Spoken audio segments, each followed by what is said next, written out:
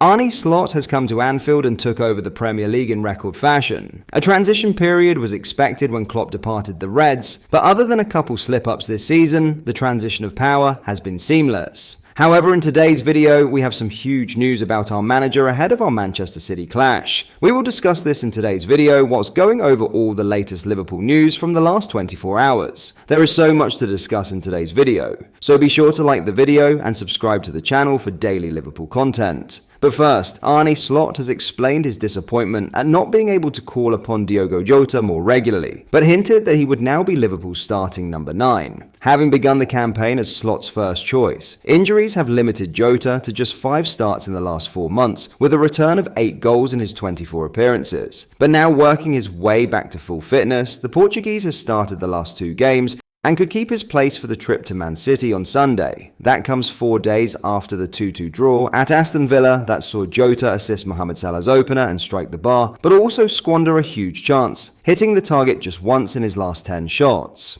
Asked whether Jota would be disappointed not to find the back of the net with any of those efforts, Slot outlined how happy he is to simply have his striker back. Oh, probably he will be disappointed not to convert his chances, although apart from him hitting the target, he gave a great assist as well, he told reporters in his pre-match press conference. So it tells you maybe more how disappointed I am that we missed him for 4 to 5 months than it tells you that something changed in our playing style. When he was there with us before, I think he was involved in a lot of goals, scoring as well. So that tells you how much of a loss it has been not to have him. But again, I would have loved to play him every single time, maybe for 90 minutes. But if a player is out for 4 or 5 months and he hasn't been out, he has been coming in, coming back, and every time we played him a bit too much, he got injured again. So I hope people understand why we are still cautious now, because 12 games to go, and you tell me and I see the same how much of a threat he is.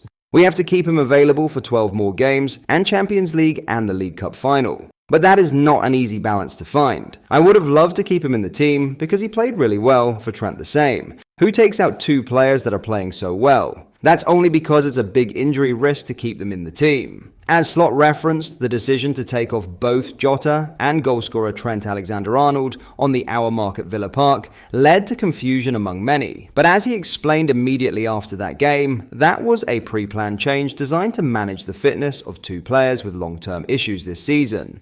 So when I drove up, I was listening to TalkSport, and I don't know who he is, but his name was Mark Lawrenson or something like this, and he simply couldn't understand why I took Trent out, Slot continued.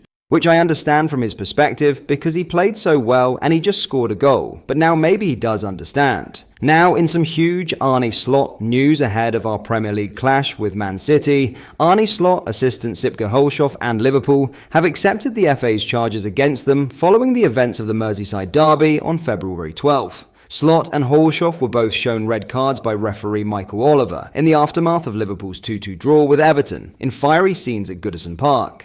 But the head coach and his assistant have remained in the dugout for the following 2 games against Wolves and most recently Aston Villa. That comes as Liverpool follow the process after charges by the FA, with accounts provided by all parties involved, including Slot, Hulshoff and Oliver. According to the Times, Paul Joyce, Slot, Hulshoff and Liverpool have accepted the charges against them, with the matter now to be resolved by the FA Slot. And Hulshoff were both charged with acting in an improper manner and or used insulting and or abusive words and or behaviour towards a match official. Liverpool and Everton were also charged with failing to ensure their players and or technical area occupants did not behave in an improper and or provocative way following the final whistle. This comes after a scuffle between Curtis Jones and Everton midfielder Abdoulaye Doucouré, who celebrated in front of the away fans following James Tarkowski's late equaliser. With the case back with the FA, a hearing will now take place within the next 10 days, inclusive of Thursday, with sanctions to be determined by an independent panel. The expectation is that Slot, who was unable to accept a set punishment as the charge was deemed as non-standard, will then be suspended for 2 games. This comes with the Dutchman having already observed a 1-match touchline ban in the Carabao Cup quarter-final win over Southampton following an accumulation of yellow cards. If the case is resolved imminently, that could mean Slot misses the trip to Man City on Sunday, February 23rd, and the visit of Newcastle next Wednesday, February 26th. In other news, if anyone had any doubts about how special Mohamed Salah's 2024/25 season has been, a Lionel Messi achievement that he has matched sums up his brilliance. Liverpool could only draw 2-2 away to Aston Villa on Wednesday evening, but Salah again stood out as the Reds' best player. The Egyptian superstar opened the scoring at Villa Park, prior to assisting Trent Alexander-Arnold during the second half. Salah is the red-hot favourite to win the PFA Player of the Year award later this season. If he does, he would become the first ever player to take home the prize 3 times. Not only that, but he is the current bookies' favourite to win the Ballon d'Or. Salah is renowned for his relentless scoring and assisting feats, and he has now matched a key Messi statistic, with the Argentine seen by many as the greatest player of all time. The Liverpool legend has become the first player since the 37-year-old to score and assist in 10 matches in a season in Europe's top 5 leagues,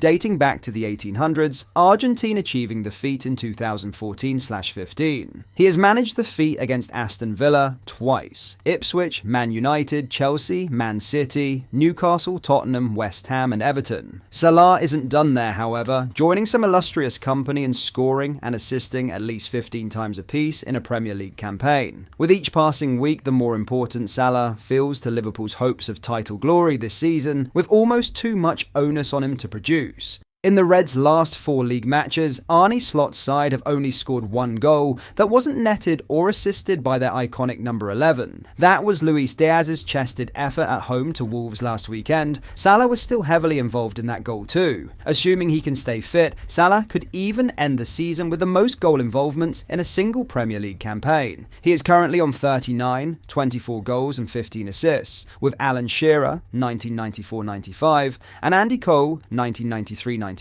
topping the pile with 47. Both of those tallies came in 42-game seasons though, so Salah beating them would be a stunning effort. Finally, Darwin Nunes has taken to social media to react to the criticism of his miss against Aston Villa, promising to never give up in a Liverpool shirt. There were many reasons why the Reds could only draw 2-2 away to Villa on Wednesday night, but Nunes' horror moment was one of them. Having been sent clean through by Connor Bradley, Dominik Szoboszlai eventually squared for the Uruguayan, only for him to fluff his lines horribly. On Thursday, Nunes took to X to bullishly respond to his critics. "I wasn't the best 3 weeks ago, and I'm not the worst now. If I fall, I get up. You'll never see me give up. I'm going to give it my all until the last day I'm here in Liverpool."